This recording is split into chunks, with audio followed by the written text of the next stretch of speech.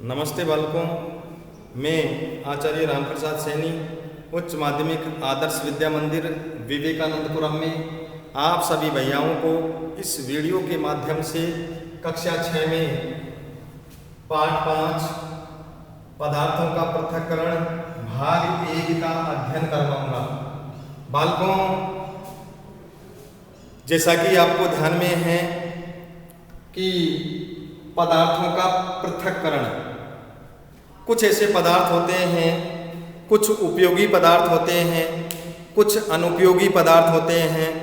उनको पृथक करने के लिए हमें आवश्यकता पड़ती है। तो इन पदार्थों को पृथक करने के लिए हम जिन विधियों का उपयोग करते हैं वे पदार्थों के पृथक्करण की विधियां कहलाती हैं। और मिश्रण में से उपयोगी व अनुपयोगी पदार्थों को अलग अलग करने के लिए जिन विधियों का उपयोग किया जाता है वो विधियां यहाँ पर निम्नलिखित हैं। जैसा कि बालकों आपको ध्यान में होगा कि हम देखते हैं कि किसी पदार्थ का उपयोग करने से पहले उसमें मिश्रित हानिकारक तथा अनुपयोगी पदार्थों को पृथक करने की आवश्यकता होती है। ध्यान करेंगे, हम देखते हैं कि किसी पदार्थ का उपयोग करने से पहले उसमें जो मिश्रित हानिकारक तथा अनुपयोगी पदार्थों को पृथक करने की आवश्यकता होती है।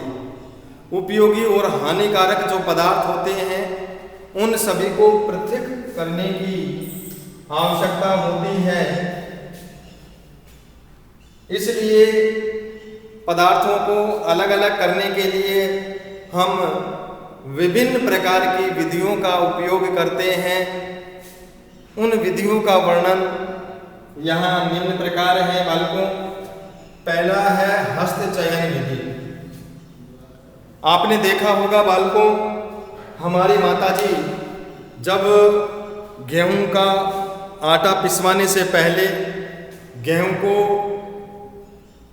किसी परात में या किसी पात्र में लेकर उसमें जो कंकड़ पत्थर या कुछ तूड़े के जो ऐसे पदार्थ होते हैं, छोटे छोटे कण होते हैं, उनको हस्त चयन विधि द्वारा हाथ के द्वारा चुन चुन कर अनुपयोगी पदार्थों को पृथक करने की जो विधि होती है उसे हम हस्त चयन विधि कहते हैं। उसे हम क्या कहते हैं? हस्त चयन विधि कहते हैं। तो बालकों, गेहूं में, दाल में, चावल में, जो भी हमारे घर में कई पदार्थ होते हैं, उन पदार्थों का उपयोग जब हमारी माताजी करती है या दाल बनाने से पूर्व उस दाल में जो कंकड़ पत्थर होते हैं उन सबको हाथ से चुन चुनकर पृथक करती है। तो हाथ के द्वारा इस प्रकार कंकड़ पत्थरों को चुन चुनकर पृथक करने की जो विधि है वह विधि है बालकों हस्त चयन विधि कहलाती है। कौन सी विधि कहलाती है? हस्त चयन विधि कहलाती है। दूसरा जो हमारा है थ्रेसिंग, ये बहुत ही इम्पोर्टेंट विधि है बालकों। आपको परीक्षा की दृष्टि से भी महत्वपूर्ण हो सकती है कि थ्रेसिंग किसे कहते हैं। आपने देखा होगा बालकों, जब किसान खेतों में गेहूं की, चावल की जो फसलें, चने की, सरसों की जो भी फसलें बोता है, तो फसल जब पककर परिपक्व हो जाती है, पूर्ण रूप से परिपक्व हो जाती है, उस पकी हुई फसल को जब किसान काटता है और काटकर खेत और खलिहान में उसको व्यवस्थित करके रख देता है, और जो मशीन होती है थ्रेसिंग यानी थ्रेसिंग जो मशीन होती है, एक मशीन होती है, उस मशीन के द्वारा गेहूं की बालियों में से गेहूं की जो बालियां होती हैं, गेहूं की जो देंगी होती है, विशेष प्रकार की चने की घेटियां होती हैं, ऐसे ही सरसों की जो फली होती है और उड़द, मूंग और जो की फलियां होती है, इन फलियों को ठीक प्रकार से काटकर व्यवस्थित कर लेता है। और एक मशीन होती है जिसमें अन्न डंडियों में से अन्न कणों को पृथक करती है, यानी तूड़े से, चारे से अलग कर देती है, भूसे से अलग कर देती है। अन्न कणों को भूसे से पृथक करने की, भूसे से अलग करने की जो विधि होती है वह विधि थ्रेसिंग कहलाती है बालकों। कौन सी विधि कहलाती है? थ्रेसिंग विधि कहलाती है। और आज आपने देखा होगा बहुत अधिक मात्रा में किसान अन्न उपजाता है और उन अन्नों को गेहूं की बालियों में से किस प्रकार से पृथक करता है, अलग करता है। गेहूं की बालियों में से अन्न कणों को पृथक करने की जो विधि है बालकों वह है थ्रेसिंग। कौन सी विधि है? थ्रेसिंग। और इस थ्रेसिंग के द्वारा गेहूं की बालियों में से अन्न कणों को पृथक किया जाता है और इस प्रकार पृथक्करण की जो विधि होती है उसे हम कहेंगे थ्रेसिंग। क्या कहेंगे बालकों? थ्रेसिंग कहेंगे। दूसरा है निष्पावन। बालकों कभी देखा होगा आपने, आपकी माताजी गेहूं को बीनती है, गेहूं या उसमें चावल है या कुछ ऐसे पदार्थ होती हैं तो एक पंखा लगाकर, या जिधर से वायु का बहाव बहुत तेज है या बहुत तेज वायु आती है तो किसी परात में या तबले में उन गेहूं को या जो भी पदार्थ है, चावल है, मूंग है, उड़द है, मक्का है, जौ है, ज्वार है, बाजरा है, सब इन सभी पदार्थों को जो भी होते हैं, उपयोगी पदार्थ होते हैं जो हमारे लिए बहुत ही उपयोगी होते हैं, उनको तबले में लेकर वायु की दिशा में ऐसे हिलाकर ऐसे डालना निष्पावन कहलाता है। वायु द्वारा पदार्थों को पृथक करने की जो विधि होती है उसे हम निष्पावन कहते हैं। क्या कहते हैं बालकों? निष्पावन कहते हैं। तो पंखे के द्वारा किस प्रकार से हमारी माताजी उन चीज़ों को पृथक करती है। पंखे से बहुत तेज़ हवा चलती है, हवा से की दिशा में जब वो उनको डालती है गेहूं के कणों को, दाल को, चावल को, तो उसमें से जो अनुपयोगी पदार्थ होते हैं, पत्तियां होती हैं, कई प्रकार के तूड़े के पदार्थ होते हैं, वो सब हल्के पदार्थ वायु के वेग से पृथक हो जाते हैं, अलग हो जाते हैं, उसे हम निष्पावन कहते हैं। क्या कहते हैं बालकों? निष्पावन कहते हैं।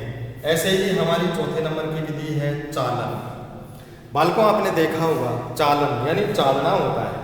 आपने देखा होगा धान मंडी होती है, अनाज मंडियाँ होती है, उन मंडियों के अंदर जो लोग होते हैं, व्यापारी होते हैं, व्यापारियों के कुछ ऐसे पलदार लगे होते हैं। वो पलदार क्या करते हैं, बोरियों में से किसान भर भर कर अपने घरों से सरसों को, गेहूं को, चने, बाजरे, ज्वार, सोयाबीन, उड़द और मूंग, विशेष प्रकार के सभी जो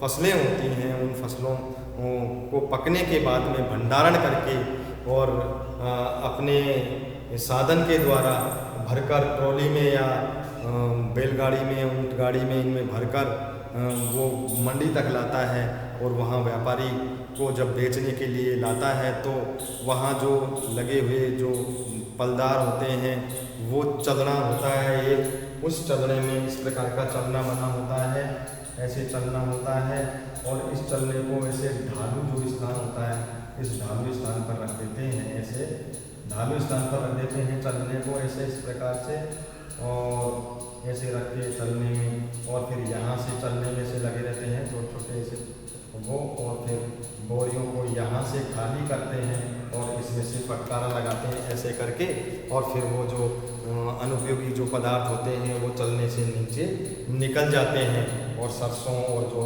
ठीक प्रकार से व्यवस्थित जो पदार्थ होते हैं, फसल होती है, अनाज होते हैं, गेहूँ होते हैं, चने होते हैं, जो होते हैं, सारे के सारे यहाँ पर इकट्ठे कर लिए जाते हैं और फिर बोरियों में भर लिए जाते हैं। इस प्रकार से जो उपयोग में की जाने वाली जो विधि है वह विधि होती है बालकों चालन विधि। कौन सी विधि होती है बालकों? चालन विधि। तो चालन विधि के द्वारा ही हम जो हमारी चालन विधि है, इस चालन विधि के द्वारा हम पदार्थों का पृथक्करण कर सकते हैं।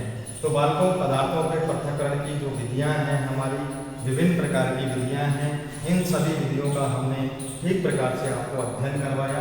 आप ठीक प्रकार से इसका अध्ययन करेंगे तो ये आप लोगों के लिए बहुत ही लाभदायक सिद्ध होगा। तो ये सारी की सारी विधियाँ हैं चालन, हस्तचयन विधि, थ्रेसिंग, निष्पावन और चालन। बाकी विधियों का अध्ययन हम अगले वीडियो में मैं आपको करवाऊँगा। धन्यवाद। जय हिंद, जय भारत।